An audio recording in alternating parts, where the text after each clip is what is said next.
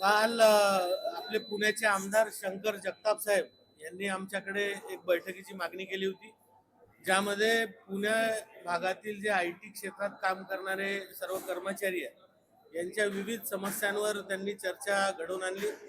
आणि त्यामध्ये बऱ्याच अंशी असं दिसून आलं की IT कर्मचाऱ्यांवर अचानक होणारा अन्याय, त्यामध्ये बऱ्याच IT कर्मचाऱ्यांना बोलवून फोर्सफुली त्यांचे राजीनामे घेणे, दुसरं त्यांना दाद मागायला जागा नसणे, आणि अशा बऱ्याच गोष्टींवर त्यांनी आमच्यासमोर प्रश्न उपस्थित केले.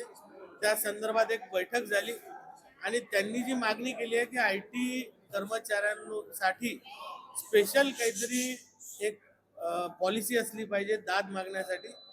तर त्याबद्दल आम्ही एक अभ्यास गट स्थापन केलाय, ज्या माध्यमातून IT चे जे कर्मचारी आहेत यांना जो त्रास होतो, त्यांचे फोर्सफुली राजीनामे घेतले जातात आणि इतरही गोष्टी आहेत, आणि त्यांनी दाद कुठे मागावी, त्यांचे पगार कसे असावे, त्यांचे नोकरीचे नियमन कसे असावे, याबद्दल स्वतंत्र कायदा नाही आहे. तर याबद्दल काही पॉलिसी असली पाहिजे का, यासाठी आम्ही स्वतंत्र बचत गट आता करतो. हे फक्त IT कंपन्यांच्याच बाबतीत आहे का? कारण का हे फक्त एक प्रकरण समोर आले ITच्या निमित्तानं, असं अनेक कंपन्यांमध्ये किंवा इतर काही गोष्टी अशा समोर नाही, आल्या चौकशी होती. मध्यंतरी आपण पाहिलं असेल तर काही न्यूज आल्या होत्या की मोठ्या मोठ्या IT कंपनीज मधनं फोर्सफुली राजीनामे घेतले गेले. त्यामुळे हा प्रश्न, ही बैठक फक्त IT कंपनीज बद्दल होती आणि त्याबद्दल हा अभ्यास गट काम करणार. आताची मात्र गेल्या काही दिवसांपासून खरं तर वेगवेगळ्या कंपन्यांमध्ये वेगवेगळे प्रकार आहेत ते समोर येत आहेत. धर्मांतसारखं प्रकरण नाशिकचं असेल, त्यानंतरून आता पुण्यातलं एक प्रकरण आलेलं आहे. ते प्रार्थना करण्यासाठी एक सभागृह वापरला जातो, त्या ठिकाणी वेगळ्या धर्मातील लोकांना प्रवेश होता. त्यामुळे या सगळ्या संदर्भामध्ये कामगार मंत्री कशा पद्धतीने या सगळ्या उपाययोजना. नाही, आपण म्हटलं ते एकदम खरोखर आहे. बऱ्याच अंशी हे पाहायला जाते की नमाज पढण्यासाठी मुभा दिली जाते, पण या IT कंपनीमध्ये जेव्हा एखाद्या कंपनीमध्ये मागे जेव्हा आम्ही पाहणी केली तर पाळणाघर आहे का हे जेव्हा बघितलं गेलं, तिथे पाळणाघर नव्हतं. त्यामुळे तुम्ही नमाज पढण्यासाठी मुभा देता, बुरखा घालण्यासाठी मुभा देता, आणि जे कायद्यामध्ये आहे की महिलांना पाळणाघराची सुविधा असली पाहिजे, फिडिंगसाठी सुविधा असली पाहिजे, तर ह्या गोष्टी तिथे उपलब्ध नाही आहे.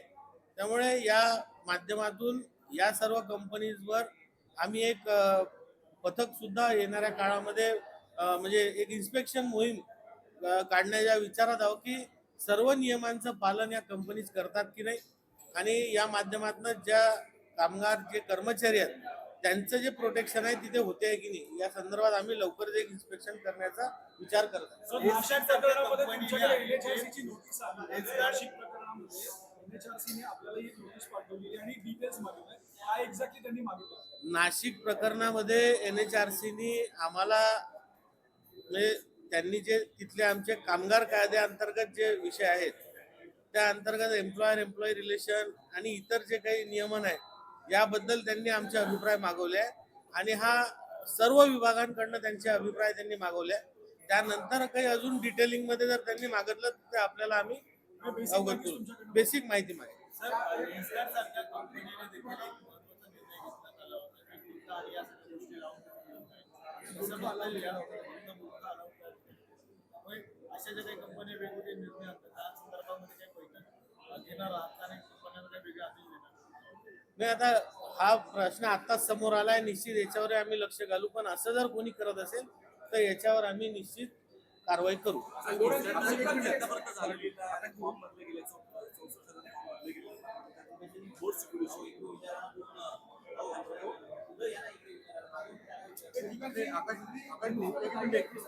आंध्र प्रदेशने सरकारी नोकऱ्यांमध्ये पैशांच्या आरक्षणाचा निर्णय स्थानिक निवडणुकांच्या बाबतीत घेतलेला आहे.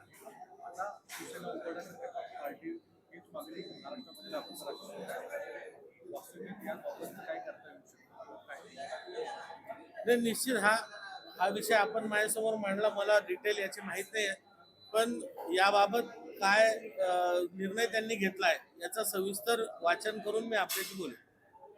माथाडी कामगारांसंदर्भात स्थानिक पातळीवरती माथाडी कामगारांना रोजगारामध्ये वगैरे डावले जातात याची माहिती समोर येते. काल रायगड आणि पनवेल परिसरातील एका कंपनीचा हा प्रश्न आहे, जिथे असं लक्षात आलं की एकच टोळी लोडिंगचं काम करते, अनलोडिंगचं करत नाहीये. आणि लोडिंगसाठी त्यांना परराज्याचे ते कामगार भरतात आहे आणि अनलोडिंगसाठी स्वतःचे कामगार वापरतात. आणि तिथल्या स्थानिक लोकप्रतिनिधींनी अशी मागणी केली होती की जे काम ही टोळी करायला तयार नाही आहे तर ती स्थानिक भूमिपुत्रांना का देण्यात येऊ नये. तर या बाबतीत आम्ही कंपनीला विनंती केली आहे की आपण असं पत्र आम्हाला द्यावं. आम्ही स्थानिक भूमिपुत्रांना तिथे नोंदीत करून त्यांना न्याय देण्याचा आम्ही आदेशित केला. राज्यभरामध्ये अशा प्रकारचं धोरण असताना नाही, राज्यभराचा प्रश्न नव्हता, हा एका कंपनी पुरता प्रश्न होता. राज्यभरामध्ये आपण जर पाहिलं तर मॅक्झिमम स्थानिक भूमिपुत्रांनाच या माध्यमातून काम मिळत असतं. फुटकर जी, जिस तरीके से बुरके वाली घटना लेंसकाट में आई, फिर उसके बाद अभी नासिक के बाद नासिक में जो घटना आई, जिस तरीके से पुणे में आई, ये जो कॉर्पोरेट स्तर पर इस तरीके की चीजें हो रही हैं, उसको लेकर राज्य सरकार और कामगार विभाग किस तरीके से देख रहा है? नहीं, ये जो घटनाएं सामने आ रही है इसमें हमने कल ही एक बैठक हुई जिसमें पूना के आमदार शंकर जी जगताप इन्होंने बहुत सारे मुद्दे हमारे सामने रखे और ये जो घटनाएं घट रही है इस माध्यम में सभी कारपोरेट कंपनीज को हम एक शोकॉज देंगे और इन कंपनीज में जो कमी है, आज बहुत से कंपनीज में बच्चों के लिए जो पाळनाघर होना चाहिए वो नहीं है, फीडिंग के लिए बच्चों के लिए जो एक अलग रूम होना चाहिए वो नहीं है। ऐसी बहुत सी खामियां इन कंपनीज में होती है और ये कंपनीज हमारे एक्ट के अंडर नहीं आती इसलिए वो मनमानी करती है। लेकिन इन सभी कर्मचारियों को उनका न्याय मिलना चाहिए, इसलिए लेबर कोर्ट और इंडस्ट्रियल कोर्ट के माध्यम से उनको हम मिलाकर देते हैं।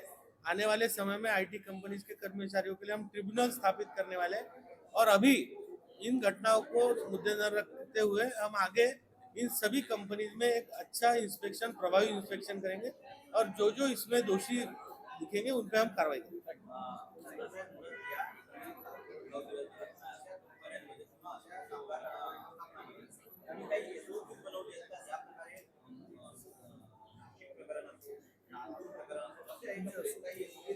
मी आपल्याला पहिलेच सांगितलं की आयटी कंपनीज ह्या कंपनीज ऍक्ट अंडर रजिस्टर होत असतात, त्यामुळे त्या फॅक्टरीज ऍक्ट असेल, लेबर कायदे त्यांना लागू होत नाही.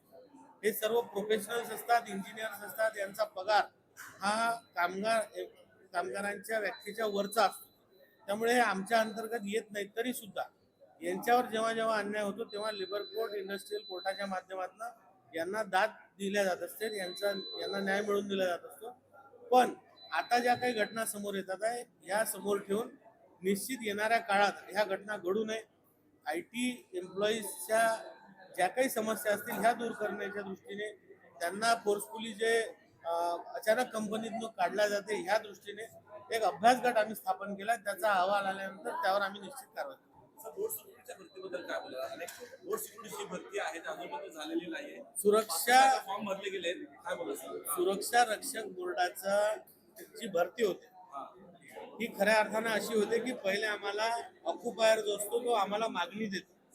ती मागणी दिल्यानंतर त्या मागणीचा विचार करून त्यात काही जागा ॲडिशनल सरप्लस ठेवून की जर कोणी भरतीला आलं नाही, कोणी स्वतःहून तिथे जॉईन झालं नाही तर ॲडिशनल जो वेटिंग असतो तो तिथे जॉईन होईल असा एक पूल तयार करण्यात येतो आणि त्यानंतर भरती घेण्यात येते. मागच्या काळात ज्या भरत्या झाल्या त्या चुकीने म्हणा किंवा अधिकाऱ्यांच्या चुकीने असो किंवा चुकीच्या आदेशांमुळे त्या झाल्या. त्यामुळे आता ती वेटिंग जोपर्यंत संपत नाही तोपर्यंत नवीन भरती आम्ही करणार. नाही, अशी स्पेसिफिक तारीख नाही आहे. आम्हाला जशी मागणी येत असते त्याप्रमाणे ही भरती आम्ही करत असतो. त्यामुळे आता जी वेटिंग लिस्ट आहे ती संपल्यानंतरच नवीन भरती चालू हो गया. थँक्यू.